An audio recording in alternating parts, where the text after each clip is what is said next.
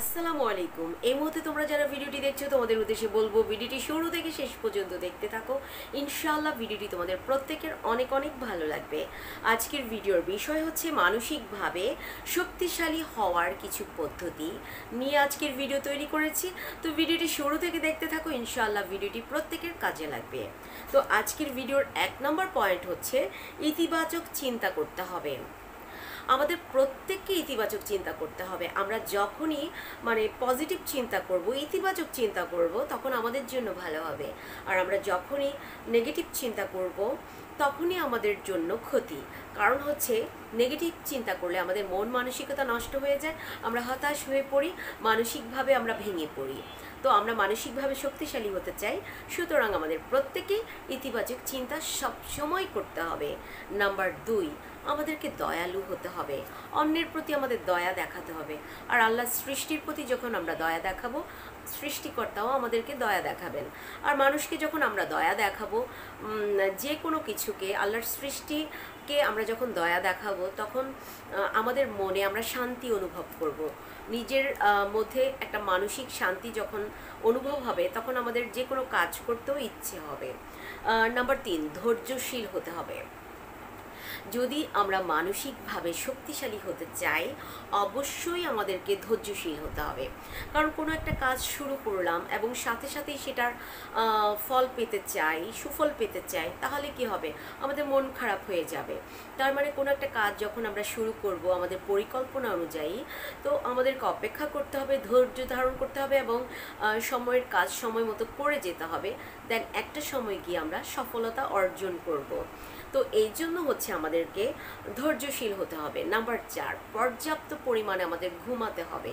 কারণ আমরা যদি পর্যাপ্ত পরিমাণে না ঘুমাই, আমাদের মন মানসিকতা ভালো থাকবে না, আমাদের মন খারাপ থাকবে, মনটা খিটমিট হয়ে থাকবে, কোনো কাজে মন বসবে না।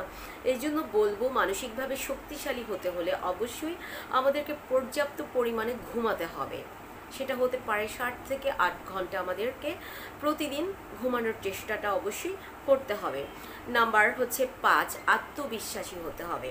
কারণ আমরা যদি আত্মবিশ্বাসী না হই, তখন কি হবে? আমরা মানসিকভাবে ভেঙে পড়ব। যদি আমরা আত্মবিশ্বাসী হই যে না, এই কাজটা আমার দ্বারা হবে, আমি পারবো, আমি সফল হবই হব, ইনশাল্লাহ সফল হয়ে যাব।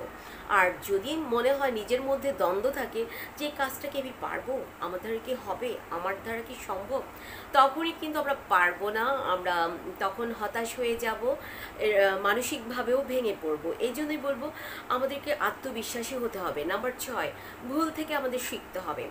কারণ ভুল গেলে যদি আমরা হতাশ হয়ে পড়ি, তাহলে কি হবে?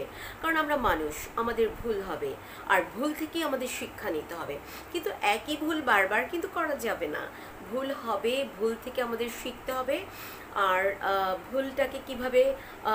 ভুলটাকে আমাদের শুদ্ধ করতে হবে। ভুল থেকে শিক্ষা নিয়ে শুদ্ধভাবে আমাদেরকে কাজ শুরু করতে হবে এবং সাফল্য অর্জন করতে হবে। নাম্বার 7, নিজের প্রতি যত্নশীল হতে হবে। যদি আমরা মানসিকভাবে শক্তিশালী হতে চাই, তবে অবশ্যই আমাদের নিজেদের প্রতি নিজেদের প্রচণ্ড রকম যত্নশীল হতে হবে। কারণ প্রত্যেকটা মানুষ কিন্তু স্বয়ংসম্পূর্ণ না। প্রত্যেকটি মানুষের মধ্যেই খুঁত আছে, ভুল আছে। প্রত্যেকটা মানুষ সর্ববিষয়ে পারদর্শী না। সো যেই বিষয়টা তোমার কমতি আছে, যে বিষয়টা মনে হয় যে তুমি কম জানো, কম পারো, ওই কাজটা তোমার পারো না, চেষ্টা করতে হবে। আর যে বিষয়টা তুমি কম জানো, সেই বিষয়ে তোমাকে নিজেকে উন্নত করতে হবে, ইমপ্রুভ করতে হবে, যাতে তুমি সফলতা অর্জন করতে পারো। তো আজকের ভিডিও এই পর্যন্ত আমি চেষ্টা করেছি গুরুত্বপূর্ণ পয়েন্টগুলো তুলে ধরার জন্য। তো সবাই ভালো থাকো। আল্লাহ হাফেজ। আসসালামু আলাইকুম।